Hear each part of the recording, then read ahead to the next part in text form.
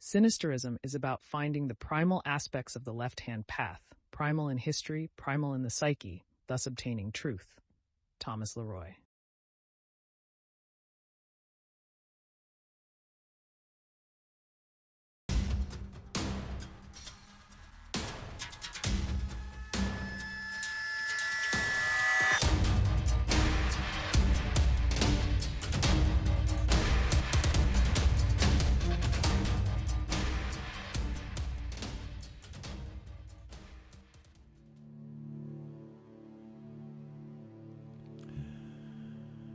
Greetings, my friends, and welcome back to your dose of sinister heathenry.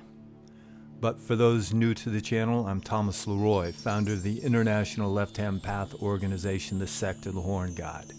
The sect is an educational foundation created to not only make those with the black flame aware of its glow, but to also restore the shadow aspects to the ancient gods by going deep into the past, not only historically, but also psychologically. For the primordial depths of the psyche are limitless. So, if this sounds interesting, make sure to like, share, and subscribe. And if you want to learn more, join the organization, the Sect of the Horn God, at the link down below. Thank you.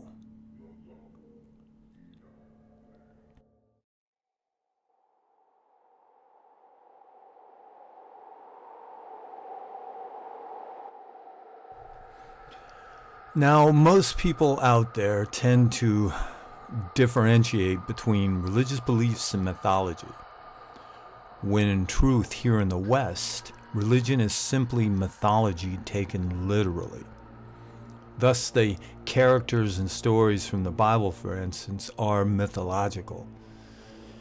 And without a doubt, the aspect of mythology I find most fascinating is comparative mythology. This is because finding commonalities in mythic themes spread among widely differing cultures aids in understanding humanity's inner psyche, the collective unconscious. But when studying myth, we not only find those common underlying themes, we also see mythic characters from one tradition being adopted by another. One example would be the Celtic goddess Brigid becoming the Christian Saint Bridget.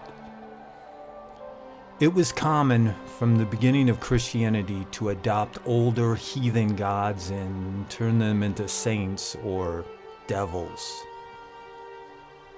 The ancient horn god, for example, it's no stretch to guess who he became in the eyes of the Christians. And who in pagan traditions was or is the horn god's lover? That would be the goddess.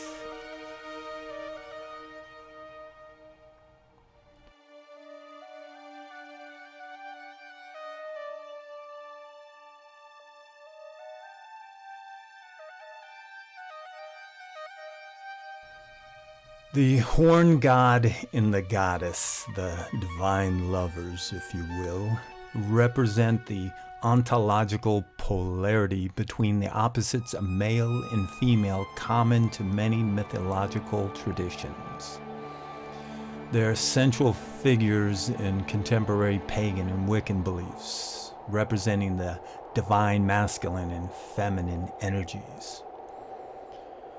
But even though they have been in many ways bastardized by the neo-pagans, their symbolism and significance have deep roots in ancient mythologies and spiritual traditions.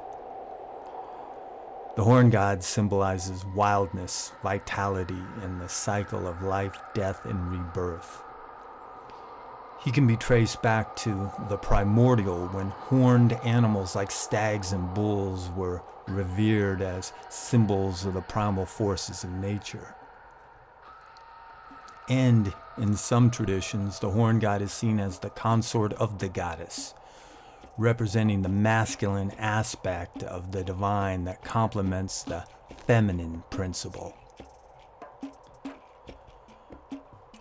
From the first glimmers of the primordial dawn, the mother goddess has had numerous interpretations and faces, embodying the cycles of life.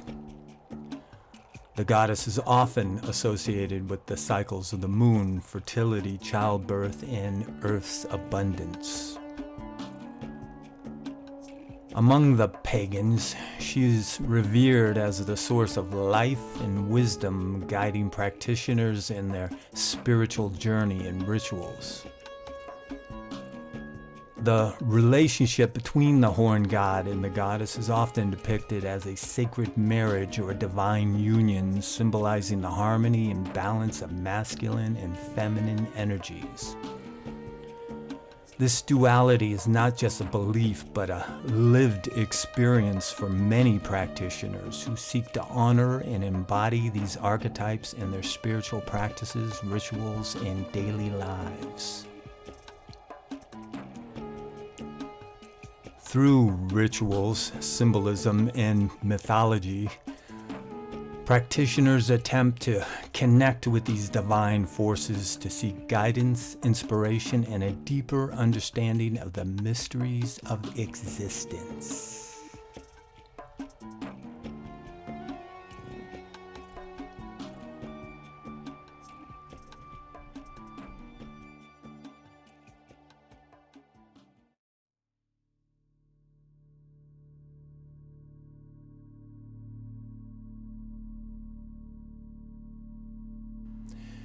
In folklore and occult traditions, the horn god is viewed as a benevolent deity, while Satan, for those of us on the left-hand path, is seen as a misunderstood or misrepresented figure associated with wisdom and enlightenment.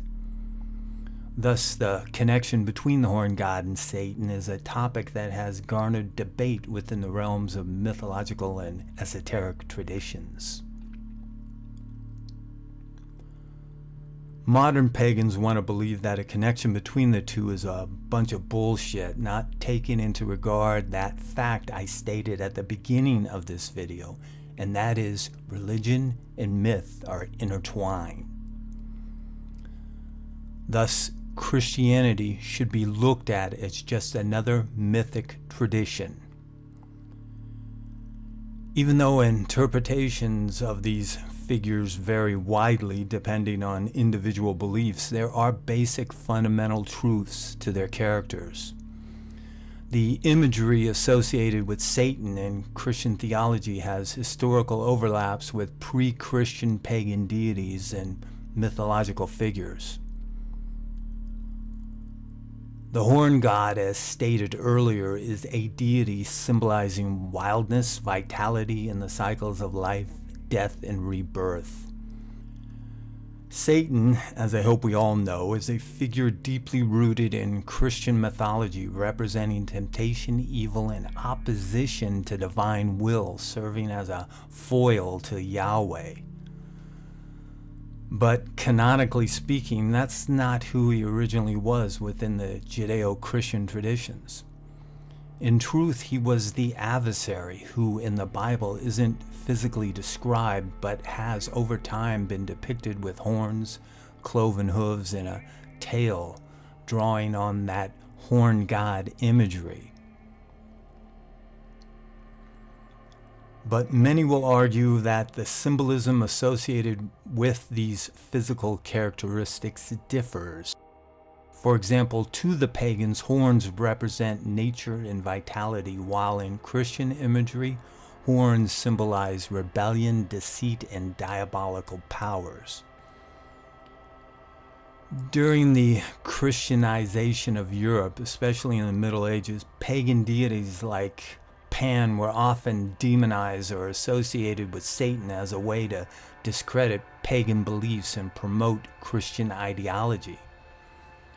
And not only the physical attributes, but the characteristics were added on to that rather vague entity from Christian mythology called Satan, thus leading to his modern interpretation. Even though some esoteric traditions interpret the two as dualistic aspects of the same underlying spiritual reality, in truth, Satan's association with temptation and rebellion against divine order can be seen as a distorted reflection of instincts and desires. Instincts and desires the horn god manifests. Ultimately, the connection between the horn god and Satan reflects the complexity of mythological symbolism and the multifaceted nature of human interpretations of divine and supernatural beings.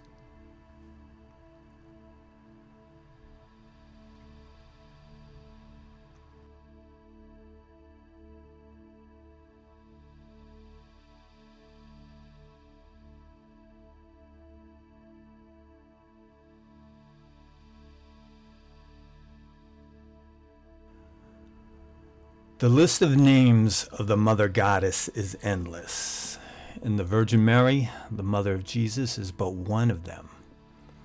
Both Christians and modern pagans may find this hard to grasp, but the evidence for it is indisputable.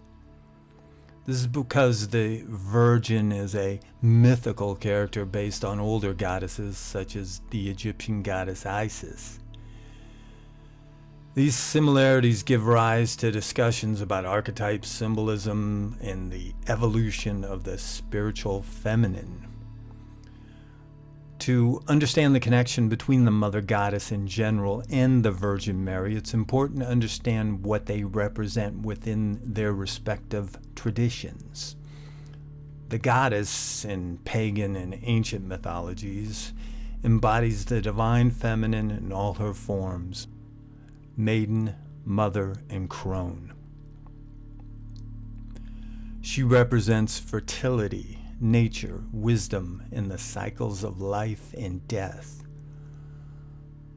On the other hand, the Virgin Mary holds a central and revered position in Christian theology. She's depicted as the mother of Jesus Christ, embodying virtues such as purity, compassion, and maternal love.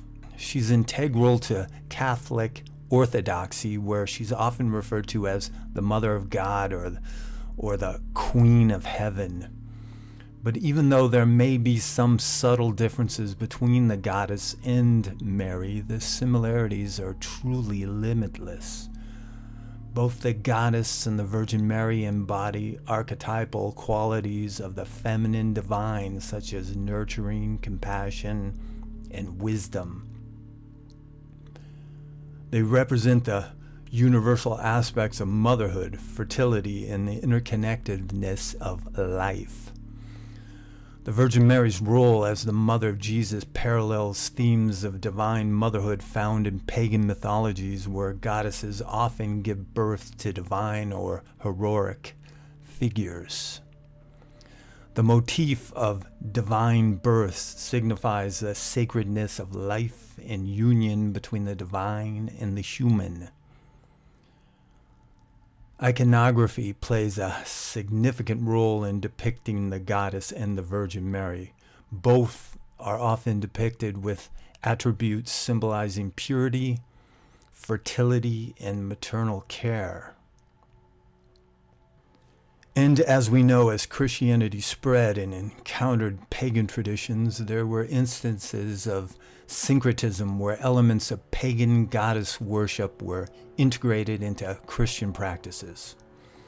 This syncretic approach sometimes blurred the lines between the goddess and the Virgin Mary in artistic representations and folk beliefs. Thus, the Virgin Mary is a continuum or evolution of ancient goddess worship, but within the Christian mythic tradition. So, what's the point of all this? From a psychological perspective, the horn god and the goddess are the metaphorical representations of the Jungian animus and anima. But where this symbolism is found in most mythological traditions, it isn't in the Abrahamic. In most cases in Christianity, the feminine aspect is vilified while the masculine is exalted. But it's the reverse when it comes to the horn god and the goddess. The mask of the horn god has been put upon the faceless Satan, while the goddess has been reinterpreted in a syncretic form into the virgin, the most revered of all women. Thus, in the Christian psyche, there's a separation of these two long-lost lovers, the horn god and goddess. But no fucking way would a good Christian ever dream of a union between Satan and the Virgin, even though a symbolic union of gods and goddesses in the subconscious is important for mental health. The reason why it's important is because it creates a balance on the scales of passive and aggressive energies within, which is essential for the development of the human psyche. So, to you on the right-hand path, both Christians and neo-pagans, this is why we who practice Sinisterism emphasize the darkness. It's all about balance.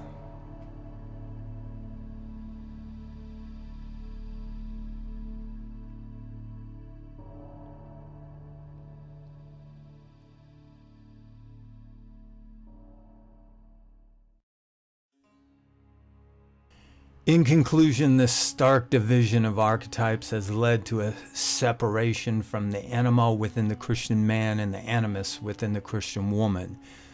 This is one of the reasons why most believers you meet seem intellectually and emotionally off kilter. But by bringing Satan and the Virgin Mary together, the Christian can become a psychologically whole being. So, my Christian friends, isn't it time for a reconciliation?